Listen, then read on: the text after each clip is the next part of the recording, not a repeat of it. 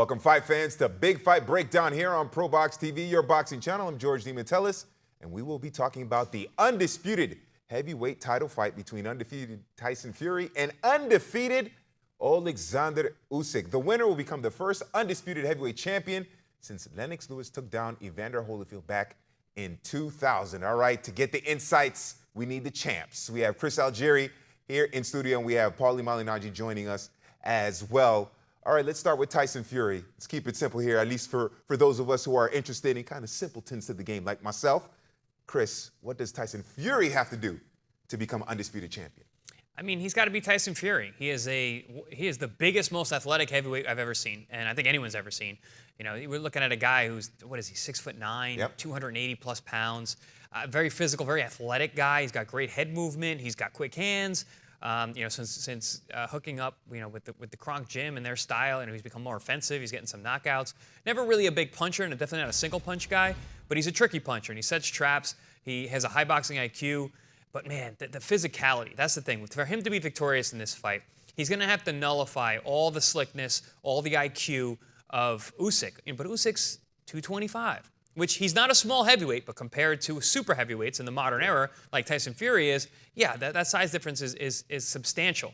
So for Tyson Fury, who has recently learned how to be physical, use his body, I always think of the Deontay Wilder fight, the second one, the rematch, where he just really walked Wilder down and beat him up. He came in much heavier than the first fight and was able to use that physical size and physicality to just really roughhouse Wilder all over the ring. Wilder, another small heavyweight, he's in the two teens, so Usyk is actually a little bit bigger than him, but different in terms of power, obviously. So I think for Fury to be victorious, to stay undefeated, and to become undisputed, he needs to be extremely physical. He needs to make it ugly, some dirty boxing, grabbing, hitting on the inside, and putting that weight onto Usyk, so he can't use those great angles, that great footwork, and that great timing that he has.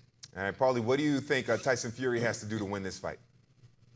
You know, I think when I think about Tyson Fury and when I've seen him at his best, I struggle to think if any heavyweight in history could beat him. Really, at his best, Tyson Fury is a guy who might beat every heavyweight in history. Might, you know, I mean, I know some of them are going to say blasphemy, you know, but remember, Ken Norton probably beat Ali twice, you know, so there's always little nuances to every fighter that give them advantages over others. And Tyson Fury, when you think about at his best, because he's just so big, he's so athletic, physical strength, he can be a bully, he can box you on the back foot, very, very difficult to beat. I wonder if he can be that guy, though. That's the thing. So when we talk about the 35-year-old Tyson Fury, and we talk about the egg on his face that he had after the Ngannou show, I wonder if he can be that guy. So I started thinking, okay, what can he do? If he can't be that guy, what can he do? And I think it's going to come down to him just being physical. I don't think you can outbox Usyk, despite your athleticism. I don't know how much athleticism you're going to have left in your mid-30s. I think it's going to have to be a physical affair. The champ Chris mentioned the second Wilder fight, where I think Fury really committed to a physical roughhouse tactic as a game plan and just went through with it the whole time. I think there may be some of that. That may be implemented, and that may be even the centerpiece of the game plan, because if I think about him trying to box, especially if he tries to box athletically, which in your mid-30s, you've lost some of that athleticism, against the better technique of Oleksandr Usyk, I don't know if that gets you anywhere. But I think if you end up using that natural heavyweight size that Tyson Fury has, I mean, the biggest one in you know, at least at the elite level, I know Valuev was bigger than him, but if you were talking about Fury is a notch even above what Valuev was, you know, talking about the biggest, baddest, best heavyweight that ever lived. I just don't know if he has that right now. So I think the physicality has to be there. If he's going to win the fight, it's got to be physicality. You know, Chris, you mentioned about Wilder got really bullied by Fury when he did this. If you really think about it, even though Wilder was campaigning in the heavyweight division, there was an Olympic Games in 2008 where both Wilder and Usyk fought in the same weight class. You know, they were both actually eliminated by Clemente Russo. If Russo didn't eliminate Usyk first in the quarterfinals, it would have been Usyk against Wilder in the semis of the 2008 Olympics. Instead, as it was, Russo eliminated both Usyk in the quarters and Wilder in the semis, and then lost in the finals. So these guys, when you think about what Fury was able to do physically to Deontay Wilder, and then you look at, okay, Usyk is kind of a blown up version of that same kind of guy. You know, you can see how the physicality may affect Usyk as well. Although I think Usyk has better boxing skills than did Wilder. Paulie, you touched upon the Ngannou fight a little bit there. How much did that performance against Ngannou kind of expose Tyson Fury a little bit to the point where people are saying maybe Usyk has a better shot than he did before Fury fought Ngannou? How much does that play into it? I'm not sure if he exposed him in more so than it just maybe it woke him up. I would assume that it woke him up, and makes him realize that he has to be better. Yeah, I agree with that, Champ. I think so too. I think that was a wake-up call that Tyson Fury needed, because we've seen Tyson Fury when his back is against the wall. That's when he has his best performances. When people are doubting that he can win, doubting he can do it, that's when he shows up and really turns it on. So I think that the Ngannou fight did the opposite. I think than what people probably thought it did. Oh, he exposed him. He's gotten old quick. He's used to the money now. I don't think so. I think he had a rough night. He got a lot of egg on his face, just like you said. He's a little bit embarrassed. But now he's in great shape. Every photo we see of him, he looks to be in the best shape of his career at 35 years old. And we could be talking about the age. Hey, man, Usyk's 37. Yeah. So it's not, yeah, of course, age matters and affects guys differently. And it probably is going to affect Tyson more than it's going to affect Usyk. But he's still 2 years younger. All right, we're going to take a quick break here on Big Fight Breakdown, and we'll talk about Oleksandr Usyk and what he has to do to win the undisputed heavyweight championship. This is ProBox TV. Wednesday Night Fights, the best live fight series in all of boxing. You can catch it again May 22nd, 8 p.m. Eastern, 6 p.m. Ciudad de Mexico, 5 Pacific, only on ProBox TV. Download the app because you can watch it on the ProBox TV app as well. Jimmy Smith, Chris Algieri, and Paulie Malignaggi live from Plant City. All right, gentlemen, let's talk about Oleksandr Usyk. Usyk actually comes into this fight with more belts. He's the IBF, 5BO, WBA, and WBO champion, I should say, with all those belts. So, Chris, what does Usyk have to do to take down Tyson Fury and keep that 0 in the loss column? I hate to repeat myself. Like I said, for Tyson Fury needs to be Tyson Fury. Oleksandr Usyk needs to be Oleksandr Usyk. These guys, we're talking about 2 undefeated guys who are fantastic champions. They could really have great styles. They're very much their own people. I don't think he has to change all that much in terms of what he's done against these bigger guys. He looked phenomenal in the 2 Anthony Joshua fights, especially in the second fight where Anthony Joshua looked very good. And Usyk, man, he's got that TikTok style where he's got his head movement side to side, and he fires off that, and he disguises his offense so well with that defense. He understands the three dimensions of defense: the in and out, the side to side, the up and down. So his constant level changes, his constant range change, and his constantly keeping his head off the line makes him a very difficult target. But not only is he a hard target, he fires off of that so well. It's very deceptive when the offense is coming. You saw that against Anthony Joshua, where he was able to get his head off line, pop that left hand out, and slide around, stay invisible, we call that. Kept to the weak side of Joshua, kept moving outside. He's a southpaw. He's got a very good, hard, stiff jab. When he wants to land it, when he wants to put power on it, that's another thing. He can put power on these shots when he wants to. He's a lot of touch, but when he's ready, he puts the hard ones on. Very similar to how Vasily Lomachenko fights. Okay. He'll touch you, and then he'll throw a fastball down the middle. Very, very deceptive boxers in that sense. So for him, he's just got to keep turning. Not stay in front of Tyson Fury, not get underneath Tyson Fury, because if he can put that weight on his back, he's going to have a lot of trouble. Trying to deal with 280 pounds across your back for 12 rounds, you're going to have a rough night. So as much as he can use that deceptive TikTok style side to side while cutting and turning corners and staying invisible, I think he's got a really good shot to potentially win this fight. Yeah, for those of you who know 90s dance, I call it the bankhead bounce type style right there. we could call it that there. Paulie, what do you think of Oleksandr Usyk? What is his chances of winning the fight? What does he have to do to win the fight, I should say? Well, that's the thing. I mean, I think Chris touched on it very, very well with the head movement. I think the head movement comes into play both ways. It comes into play. People think about head movement and say, "Oh, it's for your defense." It's also for your offense because it gives you a rhythm that you can shoot off of. There's a way that you do that head movement and you're shooting off that head movement fluidly, so that it looks like you're just moving your head, and all of a sudden the shots are coming out without a decoy. There's a lot. It's not that easy to get that rhythm, but Usyk, when he does it at his best, has that rhythm where it's off that head movement. You've seen good fighters in the past have it as well. I know Buddy McGirt used to do this very well. Wilfred Benitez did it very well. But Usyk also has that a little bit in the heavyweight version. Joe Frazier actually had that. Of course, Usyk is not a hooking type of fighter. But nonetheless, off that smooth movement and the side steps to stepping around. And what the southpaw stance, I think, is a really interesting thing here as well, because Wallen gave problems problems to Tyson Fury because of the southpaw stance. We're talking about all these angular type of fights, that angular type of fighting style that Usyk has, that head movement, the pivoting, stepping around, and all that other stuff. But keep in mind, it's also because he's a southpaw that makes it more confusing. It's a different angle. It's something you're not always used to. And some guys can tend to struggle with southpaws a little bit. We can only mention the Wallen fight because it's one where Fury clearly struggled, and it was against a southpaw, and he had some trouble and some problems with that. Can Usyk at 37, because now we're going to talk about Usyk's age, as the champ brought up, at 37, give you that rhythm? Because that's also a rhythm that creates some fatigue, you know, and at 37, do you have the energy to give you this head movement and side steps off before punching or after punching and all that? It's a rhythm that keeps you busy, but it also keeps you burning energy. Champ, you made me think of something, actually, because we always do this. We always go back and forth, and I'm listening to what you're saying. You start thinking about different things. So both guys have their rhythms, and Usyk's rhythm, obviously, as you mentioned, he's a very rhythmic fighter, which burns energy. You've got that tick tock tick. It's constant. It's a man in motion at all times, constant motion. And then Fury is almost like he has an off rhythm.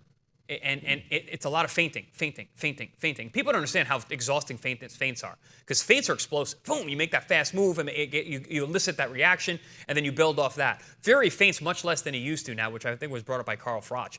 But the difference there is because Fury is a feinter, and that's where he gets that offbeat rhythm, you know, he expels a lot of energy with those explosive feints and being a big guy. But Usyk, his rhythm is more steady. So it's not going to burn quite as much energy. It's not that like fast twitch type. You know, his firing is, but not in that defense. That made me think this is a very interesting thing. But to work off of what you're saying, that rhythm only works if you're changing speeds with it. So it's rhythm, it's rhythm. But that change of speed on the rhythm is what makes you tired as well. If it's just consistent rhythm, the reason why it can't just be a consistent one-speed rhythm is because the guy will get time it. Yeah. The whole thing about why that rhythm is difficult to deal with when fighters do it well is because it's not only rhythmic, but it changes speeds on you. You know what I mean? It'll be left, right. It'll be a quick left, right, or it'll be a quick sudden level change or a quick step around or whatnot. All of these things you can punch off of. Now it's those quick changes of speed. It's basically almost like a gear change. And then so the RPMs run a little higher, even for the quick moment. For me, those are the things that fatigue you the most, you know, and those are, it's funny because you mentioned how fatiguing feints are and Fury being a big feint guy. And also, you could notice it when he wasn't in shape against Ngannou. His feints were horrible. His feints were sloppy because he was already tired from the go. You know what I mean? So he wasn't sharp. That's the thing about when you get fatigued. It's almost like a sinking ship, and you're throwing stuff overboard in order to try to keep the ship above water as much as possible. When you're fatiguing, you start to use less and less of your arsenal, and there's things you throw away. I can remember when I would get tired in a fight. One of the things I stopped doing was feinting, because it was like, if I'm going to waste energy, I might as well do it punching and not feinting, you know? So it's like, I got to decide how I'm going to get myself more tired here, you know? So it's very interesting because Fury also has a little bit of that, because of his off-rhythm style, also has a little bit of that, you know, issue with maybe, you know, how is conditioning going to play a part for two heavyweights in their mid to late 30s? Yeah, well, we will keep discussing this fight between Fury and Usyk on the other side here on Big Fight Breakdown. Wednesday Night Fights. Dynamite action on Wednesday Night Fights every other Wednesday on your boxing channel. On the next Wednesday Night Fights, May 22nd, Batarjan Jukambayev once again returns to ProBox TV to face Ivan El Terrible Redkach. Live from the ProBox Event Center in Plant City. Get your tickets at ProBoxTV.com or take your chances at the door. Wednesday Night Fights. Next Wednesday Night Fights coming up May 22nd here on your boxing channel. Paulie, I think you got a future in promoting events, man. That was pretty good there, the way you hyped up Wednesday Night Fights. So let's continue here with this Fury Usyk breakdown here. I wanted to ask you guys, because you both touched upon something that may force a question in my mind, the jab.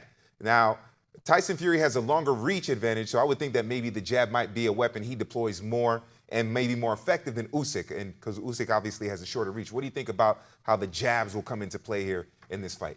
Yeah, I mean, real estate always matters. And when you have a southpaw and orthodox matching up, you're always going to have that battle of the lead hand, battle of the lead foot situation. Obviously, Tyson being taller and longer, he's got that range. It's going to start at his range, right?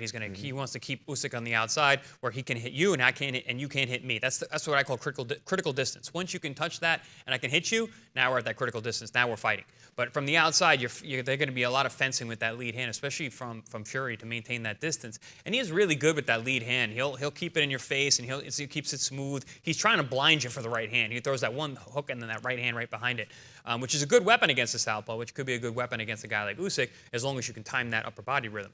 And then for Usyk, man, his jab, he throws a much more authoritative jab. He works his way in, gets himself into that middle distance. He's very slick with the way he's able to close distance. You don't know he's as close as he is, and then bang, he's hitting you with a hard, stiff jab up the middle. He throws it up the middle here. He throws it over the top. He also has a very educated lead hand, being a southpaw, so it's his right hand. But yeah, I think there's going to be a lot of that. I think all night long, and what I'm really going to be focusing on is the battle of real estate and the battle of the lead hand. It's going to be fascinating. All right.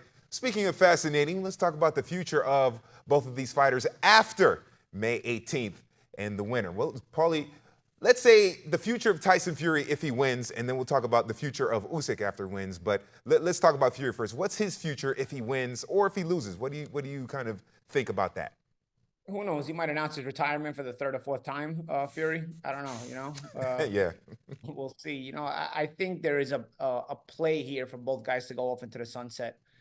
They're both old enough. They both made enough money, and it would be a rewarding end to their careers for the winner.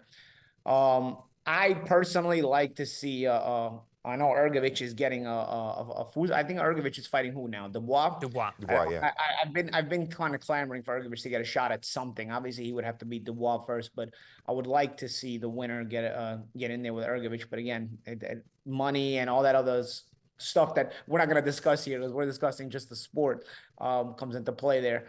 But really, if we're not talking anything else, I mean, as far as the legacy is concerned, there's really a play there for the winner to retire and go off into the sunset as the best of the era. And if it's Usyk, I mean, dude, to do it at cruiserweight and heavyweight, like I said, even if Holyfield was the best cruiserweight in the world, I don't know that he stamped himself as the best heavyweight of his era, although he was among the best and certainly one of the favorites of many of that generation, a true warrior. But I don't know if he was head and shoulders above everybody else, so to speak. He was right there, and it was debatable for most people. Lennox Lewis was the best of that era.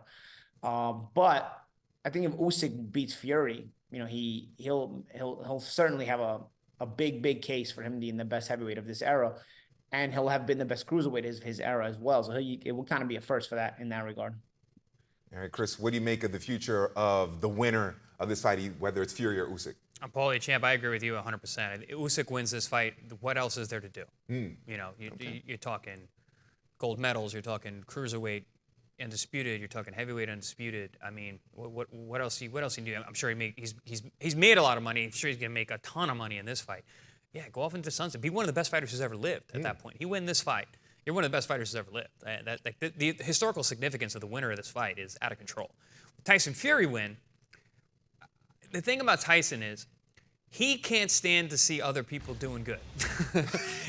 he tries, like you said, champ, he retired for the third or fourth time. When he retires, he sits there and he watches other guys doing good. And he goes, I can beat that guy. He'll always do that. So for Tyson, with the Tyson win, I don't think it'll be his last fight. He might feign retirement for a little while, but he'll get that itch. He'll go on and do a Netflix TV show, and then watching, Anthony Joshua become champion later, or watch Joshua and Ergovic go at it and be like, I can whip these boys and try and come back. So I think I agree with you, champ. I mean, Usyk wins. That's probably the last we ever see him, and we would be congratulating him, giving him his flowers. Tyson wins. The drama show continues. What about the dreaded? What about the dreaded rematch clause? Listen, what does that come into play? Ideally for these two, I mean, for them, not as fans. Ideally for them, they fight 3 times, right, and they make a ton of money. But I think the rematch is also, it depends on how desirable the rematch really is. Yeah. Is there demand for it? Remember, Spence and Crawford tried to do this, pull this stunt and try to do a 2-fight deal. And then the fight was so bad that then nobody wanted the rematch, you know. So no network wanted the rematch. So you would have to. I think when it comes to rematches, you really have to see how the first fight plays out. Yeah. Obviously, like the champ said, ideally you want to see 3 great fights. Oh, but that's not always what we get. We can't script this. As much as the powers that be love to try to script the sport, it's a lot of times it's very difficult to script the sport. So a live event. So let's see how the fight plays out. If the fight is amazing in both ways, then yeah, you know what, you wanna get a rematch. I mean, if you get a ProBox TV Wednesday night fights level of excitement that we bring you, I don't know if my heart can take that, champ. Especially at a world class level. I mean, now you're dealing with something that could be special, and you want to see that. But if it's a one-sided fight, for example, or it's a dull fight, for example, and I don't know if a rematch is necessary, but we'll see. So hopefully we get a fight, a Fury Usyk that's like Davies Jr. Lipniets. If Yeah, we get something like that, it's going to be good. And not Lennox Lewis, Vander Holyfield. Right, exactly. Time for a quick break. We'll have more Big Fight Breakdown here on ProBox TV. All right, welcome back to Big Fight Breakdown. All right, champs, it's time for predictions. The Magic Man, 2-division world champion, Paulie Malignaggi. Who you got winning this fight? I think, the fact that Fury looks like he's in such great shape only cements this opinion for me. But I always felt Fury would be too big for Usyk. I think Usyk is actually the better overall fighter. Usyk is the most skilled of maybe all the heavyweights. But I think in a weight class where the guys come in all shapes and sizes, Fury is the biggest of the bunch, and he's got enough mixed in with that major heavyweight size, which is good skills and knows how to physically use that bullying tactic. I think it's going to offset the better skills of Usyk, and I think Fury wins the fight. All right, Chris, who you got winning this fight? I mean, I always had Tyson winning this fight, and even after the Ngannou fight, when everybody's like, "Oh, look, this is his chance," I still had Tyson, but I've been having a little twinge lately. I'm not gonna lie, I'm having a little twinge lately. I don't know, just the feelings in the air. I mean, Usyk is a very serious guy. Very serious guy. This fight, he was deep in training. This fight got canceled because of the cut from Tyson. He was very upset about that and had to go back to training. And he sacrifices a lot for his training. This is his last stand. He's 37 years old, biggest fight of his career, big money on the line, historical significance on the line, and there is a path to victory for Usyk. But yeah, no, I can't go against Tyson. The size, dude, the size. All that. You like that? You like that? All that. You like that bait and switch? What a tease. I was waiting. I'm thinking, okay, he's gonna pick Usyk. He's gonna go for it. Listen, tomorrow I might. Again, this is like in my mind. I just changed my mind as we're going. I'm like, I mean Usyk, and then I'm thinking more about the fight. I'm like, just the size, man. The size. It really. Something that's really hard to 60-pound difference. It's crazy. To get Chris Algieri's true prediction, you got to see what he's going to tweet right before the opening. Listen, you got to see right before, because this is that kind of fight. Look, have you seen the betting lines? Yeah, they're exactly down the middle. It's even. That almost never happens. Yeah, so it's one of those fights. Any chance of a knockout Paulie in this fight? Yeah, I can see Heavyweights, that. yeah. I mean, Fury's a big dude, man. I mean, and I could see him wearing down an older Usyk. Usyk's 37. Listen, it's gonna be very difficult. Usyk knows all the ways or all the methods around the ring, But Usyk's been down from a body shot from a bitter BF in the amateurs. I think was that a body shot that Dubois hit him with too, but it was a low blow, yeah. questionably low. Regardless, there's a path there as well. Fury's bullying tactics on the inside. There's a path there. I think Fury wins on points in a rough fight, but I could see that stoppage. Man, this is going to be a fabulous night of boxing for the undisputed heavyweight championship of the world. Don't forget, immediately after the fight on our YouTube channel, Big Fight Breakdown with all the live reaction from Saudi Arabia. What a fight it is going to be. All right, Chris Algieri, Paulie Malignaggi, thank you very much. This is Big Fight Breakdown on ProBox TV.